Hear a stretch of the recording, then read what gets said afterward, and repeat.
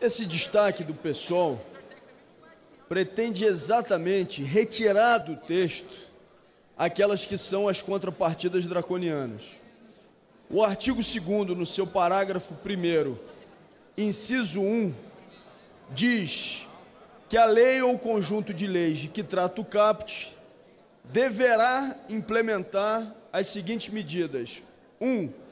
A autorização de privatização de empresas dos setores financeiro, de energia e de saneamento e outras na forma do inciso 2 do parágrafo 1º do artigo 4º. Então, os parlamentares que são contra a privatização das empresas nos seus respectivos estados e que queiram retirar essa contrapartida, como no caso do Rio de Janeiro, os parlamentares que são contra a privatização da SEDAI, têm que votar favoravelmente a esse destaque.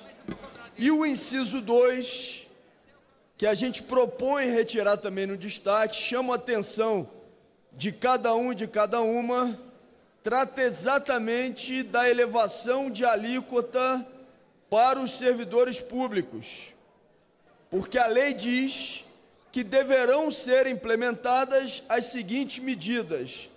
2.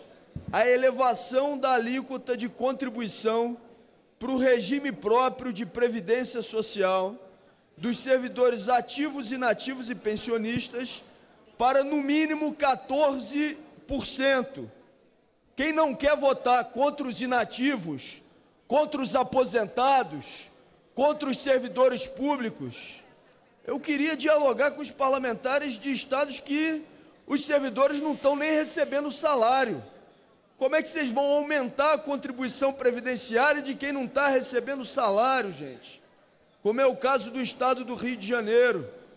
Votando sim a esse destaque, vocês mantêm a renegociação da dívida, mas retira essa contrapartida draconiana, para que não votem contra os aposentados, contra os servidores públicos, ampliando a contribuição previdenciária para, no mínimo, eu quero deixar claro esse no mínimo, porque pode ser mais do que isso, no mínimo 14%, porque, se necessário, para financiar o regime próprio de alíquota previdenciária extraordinária e temporária, pode ser mais do que 14%, mas, no mínimo, eleva-se para 14%. Eu peço o apoio de vocês para votar favoravelmente a esse destaque para tirar. O PSOL, obviamente, defende o seu destaque e o entende como absolutamente justo. Você abrir a possibilidade de aumentar a alíquota da contribuição previdenciária para 14% dos servidores estaduais é colocar na conta deles situações como, por exemplo, no caso do nosso Rio de Janeiro, o presidente Rodrigo Maia, da roubalheira escandalosa e surpreendente até para nós que sabemos que Cabral e aquele esquema do PMDB era deletério, era criminoso até, mas é espantoso.